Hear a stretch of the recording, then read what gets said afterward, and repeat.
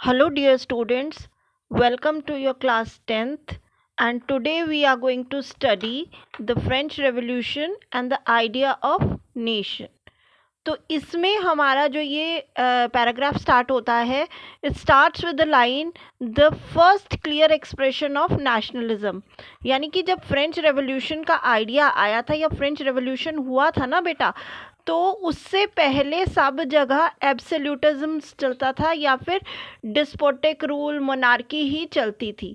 तो पहली बार लोगों को ऐसा लगा कि नहीं, ऐसा भी हो सकता है कि लोग खुद अपना राजा चुने।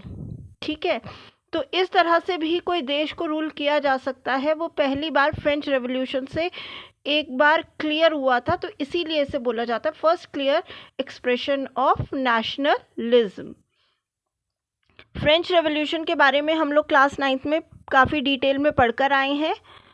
उसी को दिखाती हुई ये हमारी पिक्चर भी है, जिसको एक अलग वीडियो में मैंने एक्सप्लेन किया है। लेकिन फ़िलहाल हम पढ़ेंगे कि फ्रेंच रेवोल्यूशन जब हुआ तो कलेक्टिव बिलोंगिंगनेस को कैसे लोगों के अंदर इंस्टॉल किया गया, क्योंकि पहले तो लोगों की जितनी भी श्रद्धा होती थी वो सिर्फ़ और सिर्फ अपने राजा के लिए होती थी।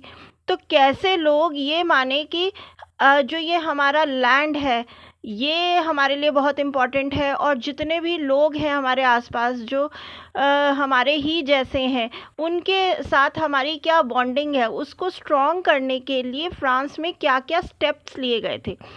पहली बार तो दो नए वर्ड्स इस समय लोगों को सुनने को मिले, एक था ला पात्रे और एक था ली सितियोन। ला पात्रे और ली सितियोन। ला पात्रे का मतलब होता है फादरलैंड। इससे पहले जो देश होता था वो राजा का होता था, लेकिन अब इसमें ये बोला गया कि नहीं, ये देश ही हमारे फादरलैंड है, मतलब कि हमारे फोर फादर्स यहाँ पे रहे हैं, ये देश हमारा है, ये मिट्टी हमारी है। उसकी कलेक्टिव बिलोंगिंगनेस कैसे इससे पैदा हुई, क्योंकि सब लोग उसी जगह में पैदा हुए हैं, उनके फोर फादर्स वहाँ पैदा हुए हैं। तो लापात्रे। फिर ली सितियोन, यानी कि कोई बड़ा नहीं है कोई छोटा नहीं है, ये हमारा फादरलैंड है और हम सब इसके सिटीज़न हैं। इसके अलावा जो उनका पहले रॉयल एक फ्लैग होता था उसको उन्होंने रिप्लेस कर दिया एक ट्राइकलर फ्लैग से। ठीक, उसके बाद स्टेट जर्नल बनाई गई, यानी एक तरह की पार्लियामेंट, जिसको बाद में नेशनल असेंबली का नाम दे दिया गया।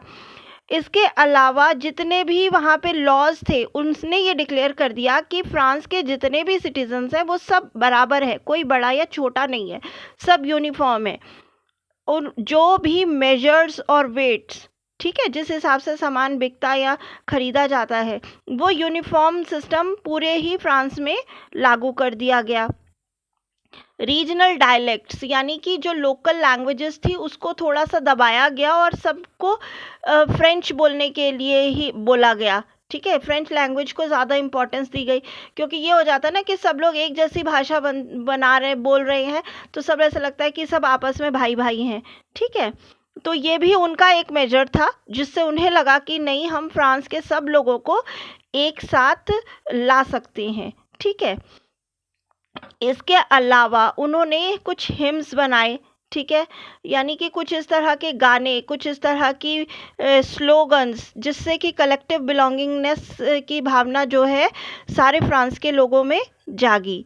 ठीक है, और सब लोग को ये लगा कि अब हमें डिस्पोटिज्म से अलग होना है। तो जब फ्रांस अलग हो गया, उसमें एक इस तरह का एक रेवोल्यूशनरी आइडिया जब आ गया, तो फ्रांस के लोगों ने खुद इसको एक मिशन की तरह लिया। The revolutionaries further declare that it was the mission. इस पैराग्राफ में हमको समझाया गया है कि कैसे जो ये फर्स्ट क्लियर एक्सप्रेशन था उसने कैसे कलेक्टिव बिलोंगिंगनेस लोगों के अंदर लाई। अब इसके आगे बढ़कर जो फ्रांस के रेवोल्यूशनरीज थे उन्होंने बोला कि हमने फ्रांस को तो चलो मोनार्की सिस्टम से आज़ाद कर ही लिया है, लेकिन अब ये हमारा मिशन है कि हमें पूरे यूरोप को आज़ाद करना है डेस्पोटिज्म से, यानी कि मोनार्की सिस्टम से। ठीक, अब इसके लिए क्या होने लगे, इसके लिए जैकोबियन क्लब्स बनने लगे थे, जो एक्टिविटीज़ करते थे, कैंपेन्स करते थे, और लोगों को ये बताते थे कि जैसे फ्रांस आज़ाद हुआ है, फ्रांस ने मोनार्की से अपनी आज़ादी ले ली है डेस्पोटिज्म को ख़त्म करके, वैसे आप लोग भी कर सकते हैं। इस तरह से एक्टिविटीज़ और क्लब्स कौन ऑर्गेनाइज करता था? जैकोबियन क्लब करता था, right? Holland, Belgium, Switzerland and much of the Italy in 1970 with the outbreak of revolutionary wars. यानी कि इस रेवोल्यूशन के लिए जो वॉर्स करे जाते थे उसको बोला जाता था रेवोल्यूशनरी वॉर्स। ओके, तो इस तरीके से फ्रांस का रेवोल्यूशन जो था वो एक तरह से बहुत ज़्यादा माइलस्टोन साबित हुआ बाकी सारे नेशंस के रेवोल्यूशन में। I hope this much is clear to you.